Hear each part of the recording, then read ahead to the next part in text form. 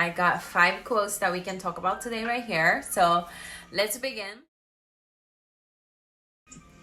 Hey guys, welcome back to Life Up Education TV. My name is Natsune, I'm your host, and I'm also the author of the book called The Game of Self-Domination right here. Okay, so today's episode is gonna be another episode of ASK Natsune Show, and I got 5 quotes that we can talk about today right here. So let's begin. The first quote comes from Colin R. Davis. The road to success and the road to failure are almost exactly the same. The road to success and the road to failure are almost exactly the same. When I hear this, I think about this thought that I had the other day. So basically what I noticed is the world is built by, let's see, the normal IQ or the normal human are almost kind of fall into this one horizontal line, and there's dots, right? And then representing almost about this horizontal line. My point is in order for you to be away from this average line anyways, whether that's a good direction or bad direction, it almost looks like both sides are required about the same effort, about the same characteristic for you to be the outlier. And I think then now it comes down to for example, if you compare CEO, someone who does something different versus if you compare to people who went out of the fall from the society's role, both people are unique, right? They are courageous and they basically go out of the label of what is normal or what is successful, well, not necessarily successful, but what is normal. So it looks like they are both outliers, but the direction of their talents or the direction of their intent is going toward the different opposite direction, basically. One wanting to contribute to the world, whether that's a mean of economics, business, progression of humanity. Hopefully it's not self-driven, self-interest driven reason.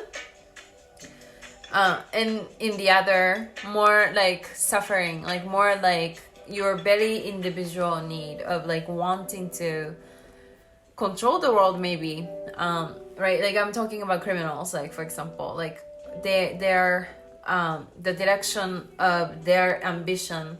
Yeah, it takes for you to be courageous person, it takes for you to be unique, it takes for you to ignore the society's rule, whatever, but the direction is just not good.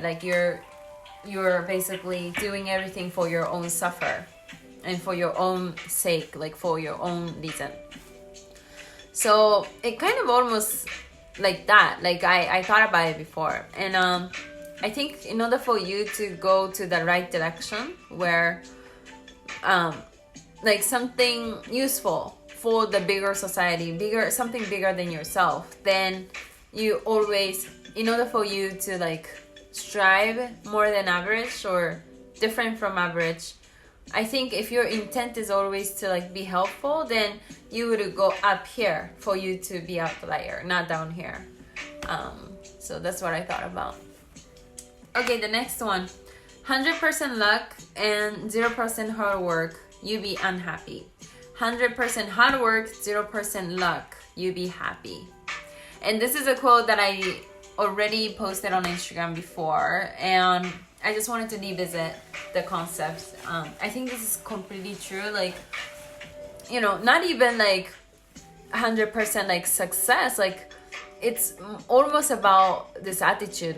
I'm not talking about the actual result. I'm talking about the life attitude. Ones who rely on only luck versus ones that are willing to rely on their hard work, on their own will. The latter almost always win. Well, not even almost, always win. In terms of results, in terms of happiness, in terms of productivity. I think before you start talking about strategies and being lucky, like how can I make passive income, like you need to be willing to work. Like that's the end line. And I think you want to be happy, that's why you want to create the passive income, right? But guess what, like the happiness really comes because your life is rich, right? Like when your life is rich, which comes from like actual life value, like understanding the value of hard work, understanding the value of tears, sweat and tears, understanding the value of like just result of the hard work, like all that comes from understanding how to work. So that was my intention to kind of communicate that. Okay, the next one. Successful people do what unsuccessful people are not willing to do. Don't wish it if it were easier. Wish you were better. Jim Rohn. I love this quote. Don't wish it was easier. Wish it if you were better. Yeah, that is true. Like I think this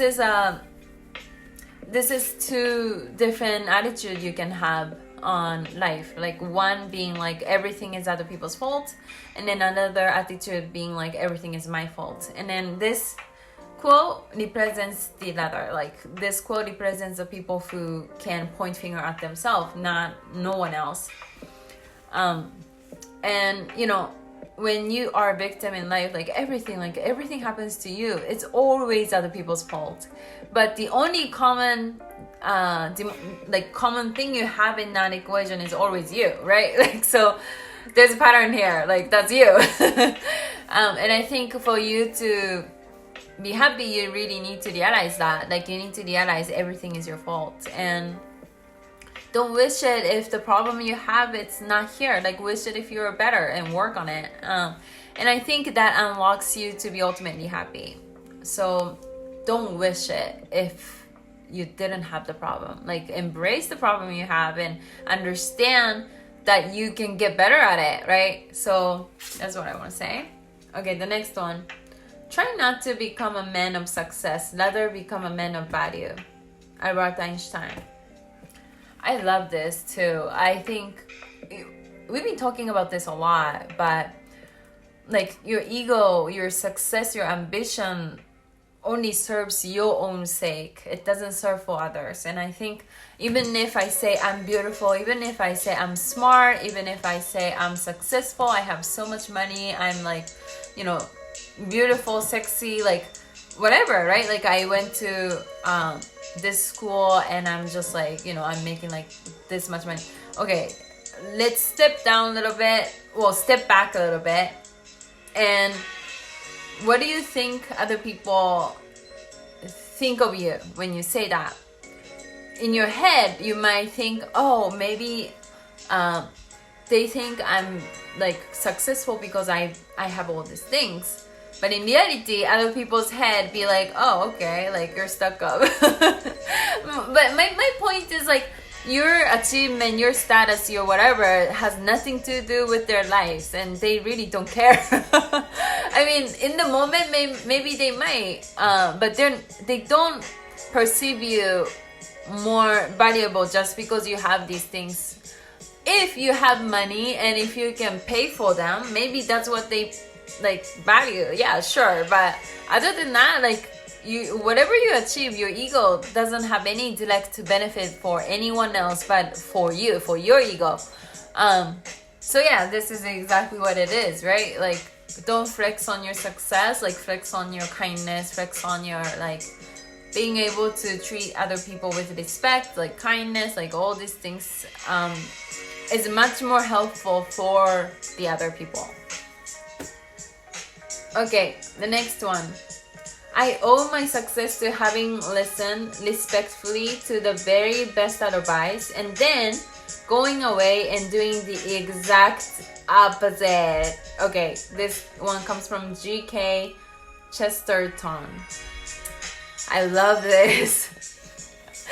I love this, like how this guy is like kind of like, you know, very entrepreneur, I must say, like very like, you know, like I'm gonna show it to the world, right? Like, and I think this kind of attitude is needed, like this kind of hunger.